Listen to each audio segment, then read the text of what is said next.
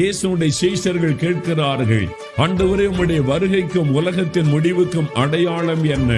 எப்பொழுது அவைகள் சம்பவிக்கும் என்று அவர்கள் கேட்ட பொழுது இயேசு அழகான பல காரியங்களை அடையாளமாக சொல்லுவதை நீங்கள் பார்க்க முடியும். என் நாமத்தை தரித்துக் கொண்டே நானே கிறிஸ்து என்று சொல்லி அநேகரை வஞ்சிப்பார்கள்.